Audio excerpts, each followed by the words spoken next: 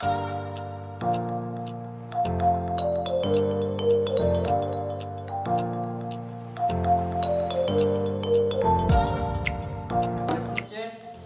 সুন্দর একটা জায়গায় যাচ্ছি। জায়গাটা হচ্ছে বুদ্ধিস্ট মোনাস্ট্রি, নর্থ বেঙ্গলের সবচেয়ে সুন্দর জায়গা, একটা দারুণ একটা রিলিজিয়াস সেন্টার। বুদ্ধিস্ট মোনাস্ট্রিটা অসাধারণ লেভেলের দেখতে। আমি সেখানে যাচ্ছি এবং পুরো ভিডিওটাতে তোমরা থাকবে এবং দেখবে। এবং আজকে আমার ভিডিওতে কিন্তু ইংলিশ সাবজেক্ট থাকবে না, আজকে আমার ভিডিওতে থাকবে বুদ্ধিজম সম্বন্ধে। আমি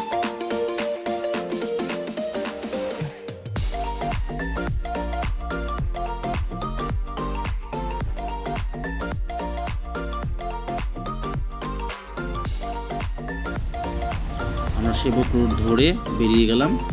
এই যেটা হচ্ছে বেঙ্গল সাফারি। সেবক রোড ধরে এসে বেঙ্গল সাফারি যেখানে, সেখানে আমাদের থামতে হবে। পাশ দিয়ে যে গলিটা, সেই গলিটা ধরে উঠে যেতে হবে। বেঙ্গল সাফারি দেখো, এই যে এটা কিন্তু বেঙ্গল সাফারি। তার পাশের গলিটা দিয়েই আমাদের বেরিয়ে যেতে হবে। আমাদের যেতে হবে তড়িবাড়িতে। বুদ্ধিস্ট মোনাস্ট্রিটা বেঙ্গল সাফারির ঠিক পেছন তড়িবাড়িতে। এই দেখো পুরো জায়গাটা একদম পুরো গ্রাম, চারিদিকে ফরেস্ট, নদী, পাহাড়, এরই মিশ্রণে এই তড়িবাড়ি গ্রাম বেঙ্গল সাফারির ঠিক পেছনে। মোটামুটি 1 কিলোমিটার 2-3 কিলোমিটার হবে বেঙ্গল সাফারি থেকে। ওই যে সোনালি যে চূড়া দেখা যাচ্ছে, মন্দিরটা দেখা যাচ্ছে, এটাই কিন্তু মোনাস্ট্রি। সেখানে আমরা যাব। কি সুন্দর লাগছে দেখো, সাদা মেঘ, নীল আকাশ, অসাধারণ। এই যে আমরা চলে এসেছি। এই যে আমার স্টুডেন্টস, এরাও সব ক্লাস 12-এর স্টুডেন্টস। এখন আমরা ভিতরে প্রবেশ করব। চলো দেখা যাক আমাদের সেই সুন্দর বুদ্ধিস্ট মোনাস্ট্রি। এটা এখন ভালো টুরিস্ট স্পট হয়ে গেছে।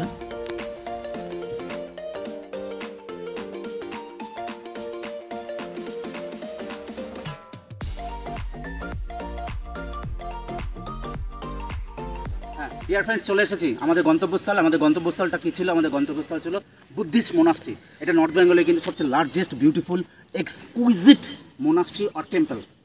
দেখো বুদ্ধিজম দেখলেই বোঝা যাচ্ছে এটা কীরকম ধরনের। মনে হচ্ছে একটা হ্যাভেনে এসেছি, মনে হচ্ছে স্বর্গে এসেছি। কাল্পনিক স্বর্গ আমরা যেরকম দেখি সেরকমই কিন্তু এটা একটা হচ্ছে বৈচিত্র্যময়, একটা হচ্ছে অসাধারণ লেভেলের ইউনিক একটা স্বর্গ মনে হয়। এইটা কোথায় অবস্থিত? বেঙ্গল সাফারি।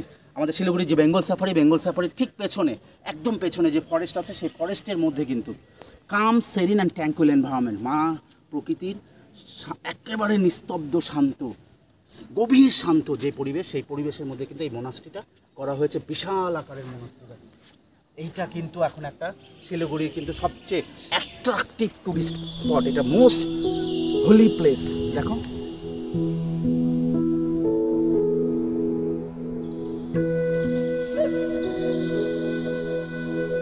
পুরো পরিবেশটাই, দেখো পুরো পরিবেশটাই কি শান্ত, সাইলেন্স। বুদ্ধিজমের কিন্তু একটাই শব্দ, non violence, silence. Gautam Buddha যখন নির্বাণ হয়েছিল তখন তার মুখ দিয়ে কিন্তু কোনো শব্দ বাড়ায়নি, একটাই শব্দ ছিল সাইলেন্স। ব্রহ্মাণ্ডকে চেনা যায়, জীবনকে চেনা যায় কিন্তু সাইলেন্সের মতো। বুদ্ধিজম কিন্তু ওয়ার্ল্ডের 4th লার্জেস্ট রিলিজিয়ন, যেটা ফাউন্ডেশন হয়েছিল গৌতম বুদ্ধের হাত ধরে 2,000 বছর আগে, 2500 ইয়ার্স এগো।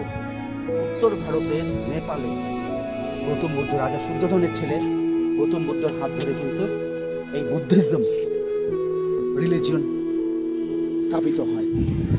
প্রবেশ করব হচ্ছে মোনাস্ট্রির ভেতরে, যেটা দেখার জন্য কিন্তু মানুষ দূর দূরান্ত থেকে ছুটে আসে। দেখো এখানে আমরা দেখতে পাচ্ছি গৌতম বুদ্ধের সেই ধ্যানস্থ অবস্থার যে image, golden statue in the posture of meditation আমরা এখানে দেখতে পাচ্ছি।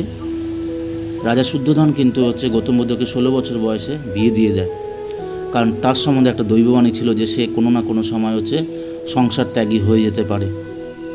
কিন্তু সংসারের মোহ, রাজপ্রাসাদের মোহ, বৈভব, এগুলা কিন্তু গৌতম বুদ্ধকে আটকে রাখতে পারে না। মানুষের দুঃখ কষ্ট দুর্দশাকে দূর করার জন্য, কেন মানুষের জীবনে এত দুঃখ কষ্ট যন্ত্রণা, তার সত্য উদ্ঘাটন করার জন্য, তার রাস্তা বার করার জন্য কিন্তু সে 29 বছর বয়সে কিন্তু রাজপ্রাসাদ, বউ, ওয়াইফ, চিলড্রেন সমস্ত সুখ ছেড়ে সে কিন্তু বেরিয়ে যায়। 6 থেকে 10 বছর সে কঠোর তপস্যা করে, বিভিন্ন মুনি ঋষিদের সংস্পর্শে এসে বিভিন্ন লার্নিংয়ের মাধ্যমে কঠোর তপস্যা করে। তারপর গৌতম বুদ্ধ কিন্তু রাস্তা বের করে, সেটা হচ্ছে কি বলে, সেই রাস্তাকে বলা হয় মিডওয়ে আর মেডিটেশন। ধ্যান আর হচ্ছে মধ্যপন্থার মাধ্যমে মানুষ সুস্থ জীবনযাপন করতে পারে।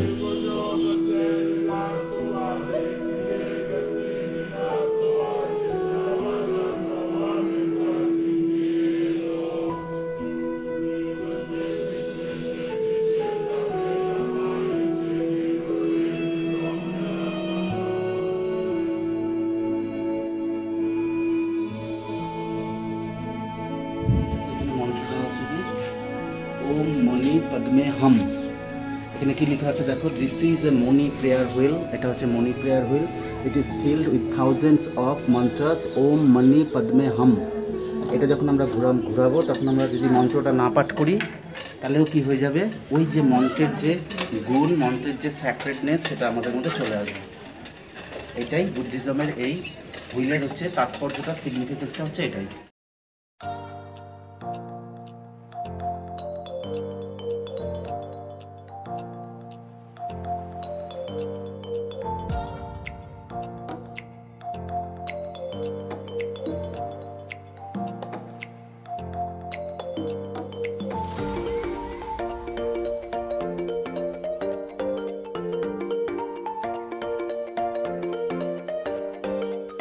এটা হচ্ছে মোনাস্ট্রির পিছন পার্ট, এটা হচ্ছে back side.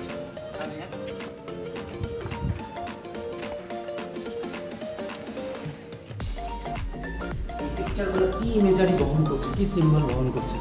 Symbol of peace. কি ইমেজারি বহন করছে?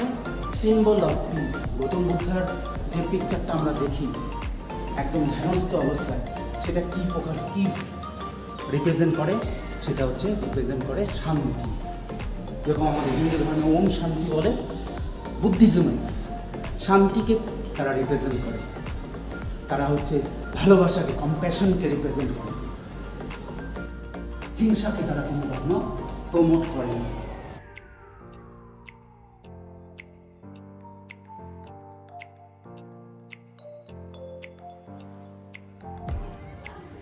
পুরোটা কিন্তু ফরেস্ট, দেখো পাহাড়, ফরেস্ট। ওই দেখো সুন্দর একটা ব্রুক বয়ে যাচ্ছে, নদী, এটাও কিন্তু পুরোটাই ফরেস্ট।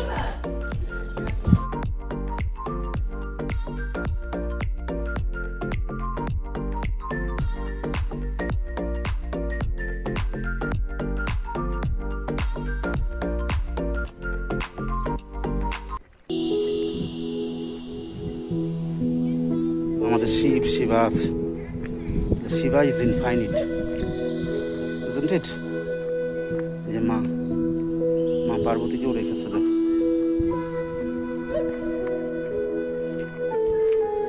যে গণেশ, আমাদের সিদ্ধিদাতা গণেশ।